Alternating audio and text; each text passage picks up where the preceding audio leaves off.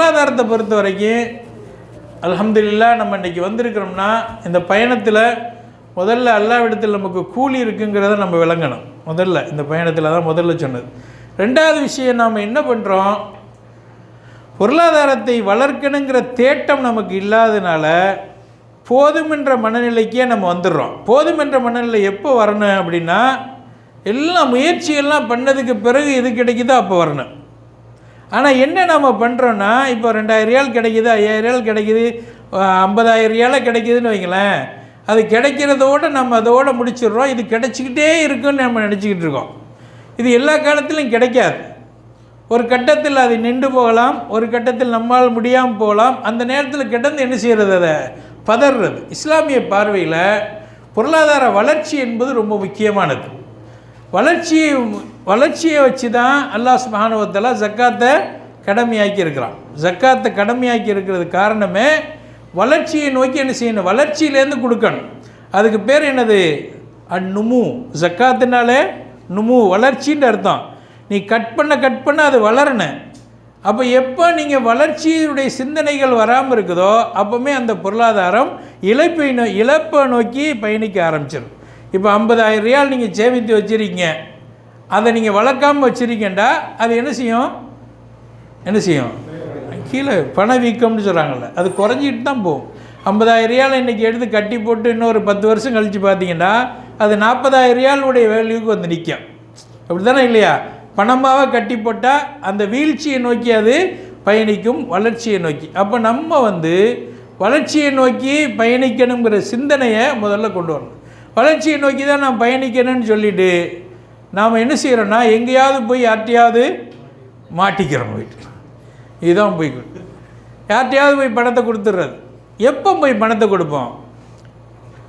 யார்ட்டையும் போய் பணத்தை கொடுக்கறதுக்குன்னு பல்வேறு விதமான காரணங்கள் இருக்குது. மார்க்க பார்வையில் இதை நீங்கள் பார்க்கணும்.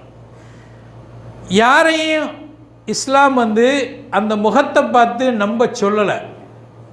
இதை விளங்கிக்கிறங்க. யாராக இருக்கட்டும் இவர் முகத்தை பார்த்து நீங்கள் நம்புங்கன்னு இஸ்லாம் என்ன செய்யலை, சொல்லலை. இஸ்லாம் ஷர்த்தை வச்சு தான் முடிவு பண்ண சொல்லுது. ஒரு ஷர்த். இப்போ நான் பொருளாதாரத்தை பற்றி பேசுனேன்டா, நான் பேசி முடிச்சுட்டு என்கிட்ட காசு தாங்கன்னு நான் கேட்க மாட்டேன். அந்த மாதிரி நினச்சிக்கிறாதீங்க. நான் என் இடத்துல யார் பேசினாலும் சரி, நீங்கள் உங்கள் காசை தாங்க, நாம் இந்த மாதிரி ஒரு திட்டம் இருக்குதுன்னு சொன்னால் ஆளை பார்க்கவே கூடாது. எதை பார்க்கணும்?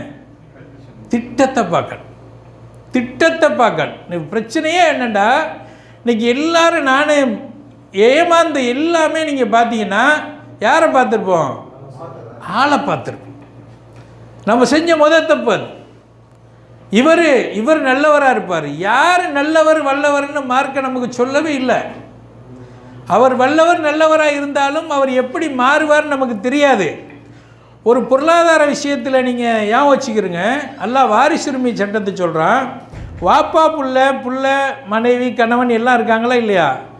இவங்களுடைய விஷயத்தில் அல்லாஹ் என்ன சொல்கிறான்டா, ஒவ்வொரு ஆளுக்கு என்னென்ன பங்குன்னு பிரிச்சுட்டா அல்லாஹ். பிரித்ததுக்கு பிறகு சொல்கிறான் ஃபரீலத்தம் மின் அல்லாஹ். இது அல்லாஹ்வுடைய கட்டளை. அந்த இடத்துல அல்லாஹ் சொல்கிறான், ஆபா உக்கும் வ அப்னா உக்கும் லா ததரூன ஐயுஹும் அக்ரபு லக்கும் நஃபா. உங்களுடைய பிள்ளைகளோ உங்களுடைய பெற்றோர்களோ உங்களுக்கு தெரியாது யார் அதிகமாக உங்களுக்கு நன்மை பயப்பவர்ங்கிறது உங்களுக்கு தெரியாது. அல்லாஹ்வுடைய கட்டளை கேளுங்கிறாள். யாரை பார்த்து சொல்கிறான்? பாப்பாவை பார்த்து, பிள்ளையை பார்த்து. ஆபாவுக்கும் அபுனாவுக்கும் லா ததரூன் ஐயுஹும் அக்ரபுலக்கும் நஃபா. எந்த மனுஷன் அதுக்காக எல்லாரும் கெட்டவன்னு சொல்ல வரல. குருட்டுத்தனமாக ஒரு ஆள் ஒன்றில் ரொம்ப திறமையானவராக இருப்பார், மார்க் அறிஞராக இருப்பார், அல்லது பெரிய பதவியில் இருப்பார், போஸ்ட்டில் இருப்பார், தாயாக இருப்பார், எப்படி வேணாலும் இருந்துட்டு போகிறார். அதுவரை அவர் அந்த தரத்தில் இருக்கிறாரு, அதை நம்ம மதிக்கிறோம். அதுக்காக வேண்டி காசு பணத்துக்கு அதுக்கு பொறுப்பாக இருக்கா? இன்னும் மார்க்கம் அதுக்கு பொறுப்பு இல்லை. அப்போ திட்டம் கொண்டு வர்றதை தான் பார்க்கணும். திட்டத்தை நாம் எப்படி அடுத்த கட்டத்தில் கோட்டை விடுறோம்? அதிகமான லாபம் தரணும்னு சொன்னால் போதும், அப்படியே கவுந்துடும். இதுதான் விஷயம். ஒரு வட்டி ஹராம்ங்கிறது மாற்று கருத்து இல்லை, அது தனி. ஆனால் அவன் 7லேருந்து சீனியர் சிட்டின்னு 8, 8.5, 9 இதை தாண்டாது வட்டி. அப்படி தானே இல்லையா? இதுதான் யதார்த்தமான பணவீக்கம். ஒரு ஆள் வந்து நான் உங்கள்கிட்ட சொல்கிறேன், நீங்கள் 1 லட்ச ரூபா என்கிட்ட கொடுங்க, நான் உங்களுக்கு 1 வருஷம் கழித்து 8,000 ரூபா தர்றேன் அப்படின்னு சொன்னேன்னு வைங்க, நீங்கள் என்ன செய்வீங்க? என்ன பாய் போங்க பாய் அப்படின்ற நம்ம மனநிலை எப்படி இருக்குது பாருங்கள். நம்ம ஏமாற்றத்துக்கு முக்கியமான காரணம் யதார்த்தத்தை தாண்டி நம்ம போகிறது. அடுத்த பாயிண்ட், குருட்டுத்தனமாக ஏமாறுறது, இன்னொன்று யதார்த்தத்தை தாண்டி போகிறது. யதார்த்தமாக 8ங்கிறது 12 வரும், 15 ரொம்ப கஷ்டம் ஒரு தொழிலில். அதுலேயும் கமர்ஷியல்லாம் எடுத்தால் 5, 6, 5 தொடுறதே 3க்கு 5க்கு இடையில தான் கமர்ஷியல் நிற்கும். இந்த மாதிரியான ஒரு கட்டத்தில் இருந்துக்கிட்டு ஒரு ஆள்கிட்ட நாம் வந்து பணத்தண்டி எதிர்பார்க்க போகிறோம். நான் காசு கொடுத்தோடனே அவர் சொல்கிறாரு 8% அப்படின்னு சொல்கிறார். அதில் இன்னொரு சேர்த்து சொல்கிறார், லாபம் வரலாம் நஷ்டம் வரலாம். இந்த நஷ்டங்கிற கேட்டவுடனே தெரிச்சு ஓடிடுவோம். நம்ம நஷ்டம் வந்து வார்த்தை யார்கிட்ட கேட்க மாட்டோம், நம்ம காதிலே அது விழுகிறத நம்ம ஜீரணிக்கவே மாட்டோம். முதல் நம்மளுடைய மனநிலையில் ஏற்படக்கூடிய பிரச்சனைகள் நான் சொல்கிறேன். ஒரு தொழிலாக இருந்தால் என்ன செய்யணும்? லாபம் இருக்கணும், நஷ்டமும் இருக்கணும். அப்போ நம்ம முதல்ல ஒரு ஆளை குருட்டுத்தனமாக நம்புறது தப்பு.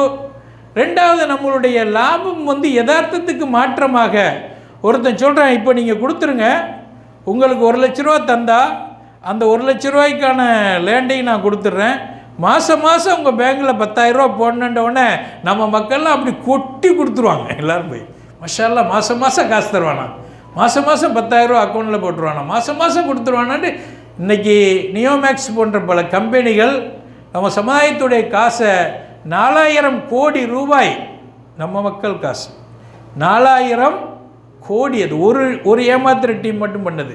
அந்த மாதிரி ஏராளமான அந்த சகோதரர் ஹெலிகாப்டர் செலவு, அந்த கரன்சி இந்த கரன்சின்னு, அந்த பஸ்ஸு இந்த பஸ்ஸுன்னு ஏராளமான காசு நம்ம விட்டுருக்கோம் நம்ம சமுதாயம். இதில் நம்ம கொண்டு போய் விட்டதுக்கு என்ன காரணம்? என்னையும் தான் அந்த டீம் கூட்டிகிட்டு போனாங்க. நல்லா விளங்கிக்கிறேன். இது ஒரு மிகப்பெரிய ஒரு ஒரு ஒரு ஒரு இடத்துல போய் ஒரு ஃப்ளாட்டை காமிச்சு இது 45 லட்ச ரூபான்னாங்க. ஓகே, 45 லட்ச ரூபா ஒரு ரிசார்ட்டு, ஒரு கெஸ்ட், ஒரு தனி வீடு, ஃபார்ம் ஹவுஸ் வாங்கிடுவோம். என்ன செய்யணும்? மாதம் உங்களுக்கு 16,000 ரூபா தருவோம். எப்போ எவ்வளோ நாள் தருவீங்க? 15 வருஷம் தருவோம். சரி, 15 வருஷத்துக்கு பிறகு என்ன? அப்போ இதனுடைய லேண்டு வந்து அப்படியே 2-3 கோடியாக மாறி போயிடும். அப்போ நமக்குள்ளே அக்ரிமெண்ட் போட்டுட்டு என்னங்கிற முடிவு எடுத்துருவோம் அப்படிங்கிற மாதிரி பேசலாம். நல்ல விருந்து மாஷா அல்லாண்டு, ஃபுட்டு பஃபே அப்படி போனோடனே சரியான சாப்பாடு, நல்ல லக்ஸரி காரு கூட்டி கொண்டு போய் எல்லாம் சுற்றி காமிச்சு எல்லாம் பார்த்து ஓகே எல்லாம் முடிஞ்சு அப்புறம் வண்டியில் ஏறிட்டு கணக்கு பண்ணி பார்த்தேன். இவன் தர்ற அந்த அமௌண்ட்டும் இப்போ 15 வருஷம் என்னண்டா, நம்மள்கிட்டே காசை வாங்கிட்டு நமக்கே 2% வட்டி தர்றான். 10 வருஷத்துக்கு பிறகு கம்பெனி இருக்குமா இல்லையான்னு தெரியாது. அந்த 10 வருஷத்தில் அந்த பில்டிங்கே டெமாலிஷ் ஆகி போயிடும். இல்லைங்களா இல்லையா? அது பல கோடி ஆனால் தானே உண்டு. இப்படியே மக்களை போட்டு ஏமாற்றி ஏராளமான பேர்ட்டேருந்து பணத்தை பிடிக்கிட்டாங்க அப்படியே. அப்போ கால்குலேஷன் எப்படி அது சாத்தியங்கிறது, ஒரு கத்தரிக்காய் ஒரு செடி வைக்கிறேங்க, ஒரு செடி, அந்த செடியில் வந்து நல்ல ஹைப்ரிட் என்னென்னமோ போடுறீங்க. 1 கிலோவுக்கு கத்தரிக்காய் காய்க்குது ஒரு செடியிலன்னா ஓகே, 2 கிலோ ஓகே. நான் வச்ச செடியில் 50 கிலோ காய்க்குது அப்படின்னு சொன்னால் என்ன சொல்லுவீங்கன்னு? அது எப்படி நான் சாத்தியம்னு சொல்லுவோம். இது யதார்த்தத்துக்கு மாற்றமான ஒரு பொருளாதாரத்தை தந்த உடனே அப்படியே போய் எல்லாரும் போய் விழுந்துடும். இது எதுக்கு இந்த பின்னணி என்னண்டா, நம்ம லாஸ் ஆகிறது பேராசையினால் லாஸ் ஆகிறோம். நம்ம லாஸ் ஆகிறோம் பேராசையினால் நம்ம லாஸ் ஆகிறோம். யதார்த்தத்தை தாண்டிய பொருளாதாரத்தை தயவு செய்து நம்ம ஏற்றுக்கிறவே கூடாது. இது எப்படின்னு பார்க்கணும், இது எப்படி சாத்தியப்படுன்னு பார்க்கணும், எப்படி கொடுக்கணும்னு பார்க்கணும். அதுக்கு அடுத்தபடியான ஒரு விஷயம் என்னென்னா, நான் சொன்னது லாஸை ஏற்றுக்கிறேங்கிற மனநிலைகள் இல்லாமல் நீங்கள் ஒன்று தொழிலை முன் வர்றது. நமக்கு வந்து பயம். ஒரு மார்க்கெட்டிங் பண்ணக்கூடியவங்களை என்ன சொல்லுவாங்க, உங்களுக்கு கேபிட்டலுக்கு நாங்கள் கேரண்டி கொடுத்துட்றோம், ப்ராஃபிட்டில் தான் உங்களுக்கு டிஃப்ரெண்ட் வரும் சொல்லுவாங்க இல்லையா? கேபிட்டலுக்கு என்னது கேரண்டி கொடுத்துருவோம், ப்ராஃபிட் லாஸில் தான் இஷ்யூ வருங்கிற மாதிரிலாம் சொல்லுவாங்க. நீங்கள் இதில் முக்கியமான ஒரு பின்னணி என்னென்னா, எந்த தொழிலை பற்றி உங்களுக்கு தெரியலையோ எந்த தொழிலை பற்றி உங்களுக்கு அறிவு இல்லையோ அந்த தொழிலை யார் சொன்னாலும் கேட்கக்கூடாது. யார் சொன்னாலும் கேட்கக்கூடாது. இன்றைக்கி நான் பல பேரை பார்க்குறேன், பல பேர் இந்த தப்பை பண்ணிட்டாங்க. நிறையா கோடி ஒரு சகோதரர் இப்போ 1000 கோடி ரூபாய் ஒரு ஆள்கிட்ட மாட்டி கிடக்குது. இன்னொரு ஆள்கிட்ட 1000 கோடி எடுக்க முடியலை, மாட்டிட்டாங்க. போய் இவர் காசு அவரை வளர்த்து போய் எல்லாம் மாட்டிட்டாங்க, எதுக்கு எடுக்க முடியலை. இப்படி இந்த தொழிலை பற்றியான புரிதல் இல்லாமல் அதோடு நீங்கள் பயணிக்க முடியாமல் போகும்போது அங்கே போய் அவங்க மாட்டி கடைசியில் நம்ம சொத்துண்டே நம்ம நினச்சிக்கிட்டு இருப்போம். அது நம்ம சொத்தாக நம்ம குடும்பத்துக்கு வரவே செய்யாது. எனவே எந்த தொழிலை பற்றி அறிவில்லையோ ஞானம் இல்லையோ அதன் பக்கம் நாம் என்ன செய்யக்கூடாது, திரும்பவே கூடாது. அப்போ ஒரு பழமொழி சொல்லுவாங்கள்ல, தெரிஞ்சதை விட்டவன் கெட்டான், தெரியாததை தொட்டவனும் கெட்டாங்குவாங்க. தெரிஞ்சதை விட்டவன் கெட்டான், தெரியாத தொட்டவன் கெட்டாங்கிற மாதிரி இன்றைக்கி நம்ம போய் மாட்டியிருக்கிறதெல்லாம் அப்படி தான். அப்போ எல்லாரோடையும் நம்ம போய் இப்போ என்ன தான் பண்ணணும் அப்படின்னு சொன்னால், இதுக்கு கடைசியில் நான் இந்த விஷயத்தை சொல்லிடுறேன். நம்ம எல்லாருக்குமே சேமிப்பு ரொம்ப முக்கியமான பகுதியாக இருக்குதுங்கனால சுய சேமிப்பு ரொம்ப முக்கியமானது. சுய சேமிப்புனா என்ன, நீங்கள் உங்களுடைய பகுதியில், உங்களுடைய வீட்டில், நீங்கள் இருக்கிற ஏரியாவில் என்னென்ன உங்களுடைய கண்ட்ரோலில் இருக்குதோ அது வளராட்டாலும் பரவாயில்லை, அந்த கேபிட்டல் இருக்கிற அளவுக்காவது இருந்தாவது போதும். அதில் நாம் என்ன செய்யணும், கவனம் செலுத்தணும். இதுதான் நம்ம சுற்றி வளைச்சி பார்க்கும்போது உள்ள விஷயம். ஒன்றுமே நம்மளுடைய சகோதரர்கள் இழந்து நிற்கிறத பார்க்கும்போது இதில் ரொம்ப முக்கியமான ஒரு பகுதி என்ன, நம்ம கண்ட்ரோலில் இருக்கணும். நான் நினச்சா அதை காசாக்கணும், நான் நினச்சா அதை பொருளாக்கணும், நம்ம கண்ட்ரோலில் இருக்கணும். இந்த மாதிரியான நகையோ அல்லது இடமோ வேறு விதமான சொத்துக்களோ நம்ம கையில் இருக்கிறத வச்சுக்கணும் மொழிய யாருடைய நிலைக்கு நம்ம போகக்கூடாது. அதுக்கு முழுமையாக நம்ம வாங்கிறதுக்கு முன்னாடி கொஞ்சம் காசு பணம் செலவழித்து கல்வியை தேடிக்கிறேன். இதனுடைய விளைவுகளை தெரிஞ்சு கல்விகளை தேடிக்கொண்டு நம்ம அதுக்கான முதலீடுகளை போடணும். சரி, கூட்டு வியாபாரங்கள்லாம் தவறானதா அப்படின்னா இல்லை. ஒரே ஒரு விஷயத்தை சொல்லி நான் முடிச்சுக்கிறேன். 9:30 தானே. அதாவது சூறாவில் ஒரு சூரத்து சாதுன்னு ஒரு சூறா இருக்குது. தாவூத் அலைஹிஸ்ஸலாத்துடைய செய்தி அதில் வருது. அந்த சாதுங்கிற இதில் சஜிதா செய்கிறோம். நம்ம அதில் சாதில் சஜிதா செய்கிறோம். அந்த சஜிதாவில் ஒரு சம்பவம் தான் இந்த வியாபாரத்தை பற்றி வருது. தாவூத் அலைஹிஸ்ஸலாம் மெஹராபில் தொழுதுகிட்டு இருக்காங்க. உடனே 2 பேர் அந்த மெஹராபை தாண்டி குதித்து வேகமாக வர்றாங்க. தாவூத் அலைஹிஸ்ஸலாம் பயந்துடுறாங்க, என்ன திடீக்குன்னு. இல்லை, நாங்கள் எங்களுக்குள்ள ஒரு நானே ஒரு சகோதரர், எனக்கு அவர் 99 ஆடு இருந்துச்சு, எடுத்துக்கிட்டார். எனக்கு ஒரே ஒரு ஆடு இருந்துச்சு, அந்த ஆட்டையும் அவர் வாதம் பண்ணி வாங்கிடுறாரு, இதுக்கு நீங்கள் தீர்ப்பு சொல்லுங்கன்னு கேட்டு அவர் வர்றார். இதை கேட்ட உடனே தாவூத் அலைஹிஸ்ஸலாம், அவர் எடுத்தது தவறு, உன்னுடைய சகோதரன் உன் மேலே அநீதம் பண்ணிட்டார் அப்படின்னு சொல்லி செய்தியை கேட்ட உடனேயே யார் சொல்லிடுறா பதில், தாவூத் அலைஹிஸ்ஸலாம் சொல்லிடுறாங்க. ஆனால் தாவூத் அலைஹிஸ்ஸலாத்துக்கு அல்லாஹ் வசனத்தை இறக்குறான், தாவூதை நாம் சோதித்தோம், இந்த தீர்ப்பு விஷயத்தில் தாவூதை நாம் சோதித்தோம் அப்படின்னு அவங்க அல்லாஹ் மேலே அல்லாஹ்ட்ட தௌபா செஞ்சுட்டு அவங்க சஜிதாவில் விழுகிறாங்க.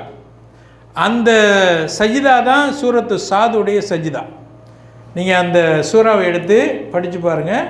சூரத்து சாதில் 21லேருந்து 25வது வசனத்தில் உள்ள ஒரு செய்தி. இதில் என்ன சொல்லப்படுதுன்னா, விரிவுரையாளர்கள்லாம் இதில் தெளிவாக பல கருத்துக்களை சொல்கிறாங்க. தாவூத் அலைஹிஸ்ஸலாம் 2 பேர் அங்கே 2 பிஸ்னஸ் பார்ட்னர்ஸுங்க வர்றாங்க. வந்தவுடனே அவர் ஒரு ஆளுடைய தகவலை கேட்டுட்டு உடனே பதில் சொல்லிடுறாங்க. 99 ஆடு இந்த ஒன்றையும் பிடுங்கிட்டானான்ற உடனே அப்படித்தானே வரும் மனிதனுங்கிற ரீதியில், இந்த ஒன்றையாவது விட்டு வைக்கலாமேன்னு சொல்லிட்டு. ஏன் பிடுங்கினாருன்னு சொல்லி அவர்கிட்ட விசாரிக்கலை. பிரச்சனை என்னென்னா, ஒரு ஆடு ஆடு அதை இவர் எடுத்துக்கிட்டாரு அப்படின்னு சொல்லி சொல்கிறார்ல, ஏன் இந்த ஒரு ஆடை கேட்டார்னு யார்கிட்ட கேட்கல, அந்த எடுத்தவர்னு யார்கிட்ட சொன்னார், அவர் அங்கே தான் இருக்கார். அந்த செய்தியை கேட்ட உடனேயே உன்னை உள்வாங்கி தாவூத் அலைஹிஸ்ஸலாம் தீர்ப்பு சொல்லிட்டாங்க. அது தவறுன்னு அல்லாஹ் உணர்த்துறான். அது தவறுன்னு அல்லாஹ் அங்கே உணர்த்துறான். நல்லா விளங்குனேன். இது இன்றைக்கி பிஸ்னஸில் இருக்கக்கூடிய எல்லார்ட்டையும் நடக்கக்கூடிய விஷயம். 2 பேர் நம்ம பிஸ்னஸ் பண்ணிக்கிட்டு இருப்போம். ஒரு ஆள் வந்து அவரை பற்றி சொன்ன உடனே ஒரு ஜட்ஜ்மெண்ட்டை பண்ணுறது. அந்த பிஸ்னஸ் பண்ணக்கூடியவருக்கு என்னென்ன அழுத்தங்கள் என்னென்ன பிரச்சனைகள் இருக்குங்கிறத என்ன செய்கிறதில்ல, கேட்குறதில்ல. இவர் இதை பற்றி இவர் ஒன்று சொல்வார், அவர் ஒன்று சொல்வார். இதுதான் குழப்பங்கள் ஏற்படுது. இதுதான் இந்த குழப்பத்தை ஏற்படுது. அப்போ யாரோட நாம் பிஸ்னஸ் பண்ணணும், என்ன செய்யணுங்கிறது இந்த தாவூத் அலைஹிஸ்ஸலாத்துடைய இந்த சம்பவம் நமக்கு தெளிவாக சொல்லுது. அவசரப்பட்டு முடிவெடுக்கக்கூடியவர் சேர்ந்து பயணிக்கவே கூடாது. ஒரு ஆளை பற்றியான நல்லெண்ணம் கொள்ளக்கூடியவர்கள், சாதக பாதகங்களை கலந்து பேசக்கூடியவர்கள், நிதானமாக முடிவெடுப்பவர்கள் தொடர்ந்து பிஸ்னஸில் பயணிச்சுக்கிட்டே இருப்பாங்க. இவருடைய நிலைமை அவருக்கு தெரியாது, அவருடைய நிலைமை இவருக்கு தெரியாது. இவர் அவரை பற்றி சொல்வார், இவரை பற்றி சொல்வார்னு சொன்னால் 2 பேரும் என்ன செய்வாங்க, முட்டிக்கிட்டு நிற்பாங்க. எனவே இந்த முடிவுகளை அல்லாஹ் குர்ஆன் அந்த வசனத்தில் என்ன சொன்னான்டா, நிறைய பேர் சேர்ந்து செய்யக்கூடிய வியாபாரத்தில் உள்ளவங்க இந்த மாதிரி ஒரு ஆள் விஷயத்தில் வரம்பு மீறுறாங்கன்னு தாவூத் அலைஹிஸ்ஸலாம் சொல்கிறாங்க. நிறைய பேர் சேர்ந்து தொழில் செய்யக்கூடியவர்களில் வரம்பு மீறுறாங்க. ஆனால் தக்வா உடையவர்கள், இறையச்சம் உடையவர்களை தவிர அப்படின்னு அல்லாஹ் அதில் விதிவிலக்கு அதை சொல்கிறான்னா, நம்ம சேர்ந்து தான் பயணிக்கணுங்கிற மாதிரி ஒரு நிலைமை இருந்ததுடா, அதுக்கான இலக்கணங்கள் நிறைய இருக்குது. இந்த இலக்கணங்களை எல்லாத்தையும் நம்ம முதல் இலக்கணம் என்ன, முதல்ல ஒரு ஆளுக்கு ஒரு ஆள் நல்ல அபிப்பிராயம் கொண்டவர்களாக இருக்காங்க. இது இன்றைக்கி அமானிதம் உயர்த்தப்பட்டு போச்சு. இன்றைக்கி பொருளாதாரம் வர்றதுக்கு முன்னாடி ஒரு நிலை இருக்குது, பொருளாதாரம் வந்ததுக்கு பிறகு ஒரு நிலை இருக்குது. இன்றைக்கி நிறைய பேர் நல்லது செய்யணும்னு சொல்லிலாம் போய் மாட்டிக்கிட்டு இருக்காங்க. நல்லவர்னு தான் கொடுத்தோம், ஆனால் ஆரம்பத்தில் நல்லா தான் இருந்தார், அப்புறம் இப்போ மாறி போயிட்டார் அப்படின்னு சொல்லிட்டு. எனவே நாம் உங்களுக்கு சொல்லக்கூடிய முக்கியமான விஷயம் என்னென்னா, கண்டிப்பாக பொருளாதாரத்தை நம்ம வளர்க்கணும், அது நம்ம மேலே கடமை. ஆனால் எப்படி வளர்க்கணும் அப்படிங்கிறதுக்கான விஷயங்களை நாம் தெரியணும். உங்கள் கையில் சுயமாக என்னென்னலாம் நீங்கள் பண்ண முடியுமோ அதை நீங்கள் பண்ணுங்கள். அது கொஞ்சமாக இருந்தாலும் பரவாயில்லை. 1 லட்சத்துக்கு 1% நீங்கள் முளைச்சாலும் பரவாயில்லை. கொஞ்சம் கொஞ்சமாக நீங்கள் பண்ணி கொண்டு வாங்க. அவசரப்படாதீங்க, உடனே நிறைய கிடைக்குன்னு நினைக்காதீங்க. பொருளாதாரத்தை பொறுத்த வரைக்கும் நிறையா வர்றதுங்கிறது வந்து பெரிய எழுச்சியோ வெற்றியோ இல்லை. பொருளாதாரத்தை பொறுத்த வரைக்கும் நிறைய வரணுங்கிறது எழுச்சியோ வெற்றியோ இல்லை. அது ஹலாலாக வரணும், ஏமாற்றப்படாமல் இருக்கணும், பாதுகாப்பாக இருக்கணும், பரக்கத்தாக இருக்கணும். இது எல்லாம் சேர்ந்து தான் நமக்கு தருதுங்கிறத உங்களுடைய கவனத்தில் நாம் இந்த விஷயத்தை நாம் வைத்துக்கொள்ளணும்.